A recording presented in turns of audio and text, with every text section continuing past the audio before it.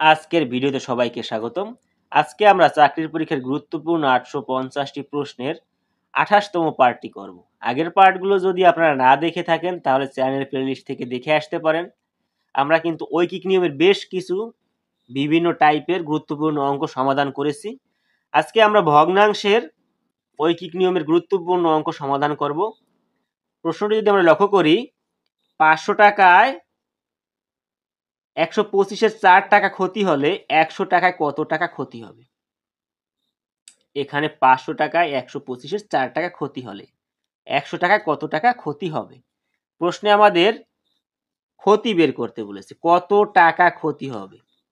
তাহলে যা বের করতে বলবে তা কিন্তু আমরা ডান পাশে রাখবো, আর যা বের করতে বলবে না তা আমরা বাম পাশে রাখবো। যেহেতু এই টাকাটা কিন্তু ক্ষতি, তাহলে এই টাকাটা কিন্তু আমাদের ডান পাশে দিতে হবে, আর এই টাকাটা আমরা দেব বাম পাশে।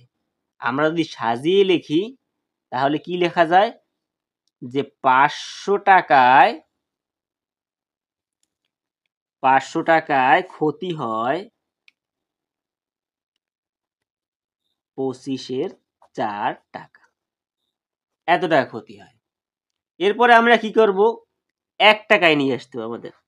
1 টাকায় ক্ষতি হয়, অবশ্যই 1 টাকায় কম ক্ষতি হবে, আর কম ক্ষতি হলে আমরা কি করি, আমরা কিন্তু ভাগ করি। ভাগ করলে আমরা সেটা কোথায় দিই, নিচে দিই। তাহলে 500 এর সাথে 4 গুণ, 500 কিন্তু নিচে চলে আসবে, বা 4 আগে 500 আপনি পরে দিতে পারেন, এটা কোনো বিষয় না। এখন আমাদের বলেছে 100 টাকায় কত টাকা ক্ষতি হয়। তাহলে 100 টাকায় ক্ষতি তো অবশ্যই 1 টাকার থেকে 100 টাকায় কিন্তু ক্ষতি বেশি হয়, আর ক্ষতি বেশি হওয়া মানে উপরে গুণ করতে হবে। তাহলে 125 গুণ 100, আর নিচে থাকবে 500 গুণ 4। এরপর এটাকে আমাদের সুন্দর করে কাটাকাটি করতে হবে। কাটাকাটির সময় কিন্তু আমাদের গুরুত্ব সহকারে কাটাকাটি করতে হবে। অনেক সময় কাটাকাটিতে আমরা ভুল করে ফেলি, এই দুইটা শূন্য আর এই দুইটা শূন্য কিন্তু কাটা যায়। এরপরে আমরা এই 5 থেকে যদি 125-কে কাটি তাহলে হবে 5 25 125। এরপরে কিন্তু আর কাটাকাটি করা যায় না, আমাদের থাকে 25-এর 4, এত টাকা।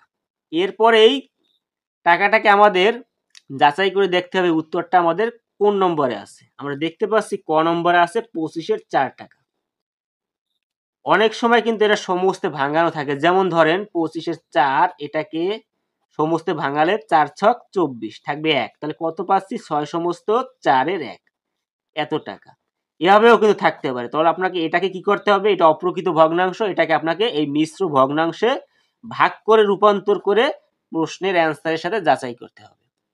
আজকের পার্ট এই পর্যন্তই। ভিডিওটি ভালো লাগলে সবাই লাইক, কমেন্ট এবং শেয়ার করবেন। ধন্যবাদ সবাইকে।